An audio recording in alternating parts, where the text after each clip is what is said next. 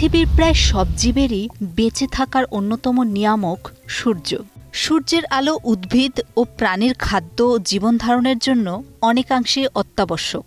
সূর্যের আলো ও বিকিরণের ফলে উৎপন্ন তাপ পৃথিবীকে প্রাণীদের জীবনধারণের প্রয়োজনীয় উষ্ণতা দেয়। আবার পৃথিবীর এমন কিছু স্থান আছে যেখানে সূর্যের আলো ও তাপ যেতেই পারে না, যেমন সমুদ্রের অনেক গভীরে কিংবা পৃথিবীতে থাকা পাহাড়ের অতল গুহায়। তবে মানুষ ও অন্যান্য গৃহপালিত প্রাণীর জন্য সূর্যের আলো ও তাপ অত্যাবশ্যক, তা বলার অপেক্ষা রাখে না। তবে কি ভেবে দেখেছেন এমন কোনো স্থানের মানুষ বা প্রাণীর কি অবস্থা হবে যেখানে সূর্যের আলো বলতে গেলে পৌঁছায়ই না? হ্যাঁ, এমনই এক গ্রামের সন্ধান মিলেছে। গ্রামের নাম ভিগানেলা। ইতালি ও সুইজারল্যান্ডের সীমান্তের উপত্যকায় অবস্থিত ছোট্ট একটি গ্রাম। পাহাড় পর্বতে ঘেরা এই গ্রামটি অদ্ভুতভাবে দীর্ঘদিন ডুবেছিল অন্ধকারে। প্রতি বছরের নভেম্বর থেকে ফেব্রুয়ারি পর্যন্ত 3 মাস অন্ধকারে থাকে ভিগানেলা। সেখানে পৌঁছায় না সূর্যের আলো। বছরের পর বছর ভিগানেলার বাসিন্দারা এটিকে তাদের ভাগ্য হিসেবে মেনে নিয়েছিল। শীতকালে সূর্যের দেখা ছাড়াই জীবনযাপন করতেন এখানকার অধিবাসীরা।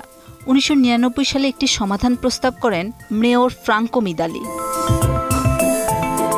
শহরের চত্বরে সূর্যের আলো প্রতিফলিত করতে একটি বিশাল আকারের আয়না স্থাপনের ধারণা দেন মেয়র।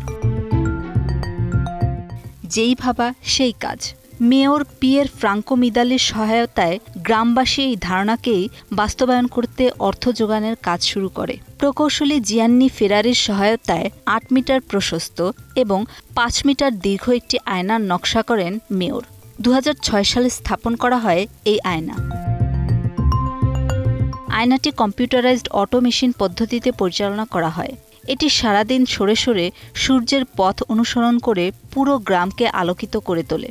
দিনে কমপক্ষে 6 ঘন্টা 300 বর্গগজ এলাকা আলোকিত করতে পারে এই আয়না। মেয়রের এই উদ্যোগ গ্রামবাসীকে যেমন ব্যবহারিক সুবিধা দিয়েছে, তেমনি আন্তর্জাতিক দৃষ্টিও আকর্ষণ করেছে।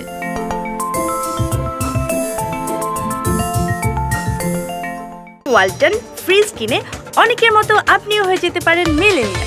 সেরা পণ্যের সেরা অফার।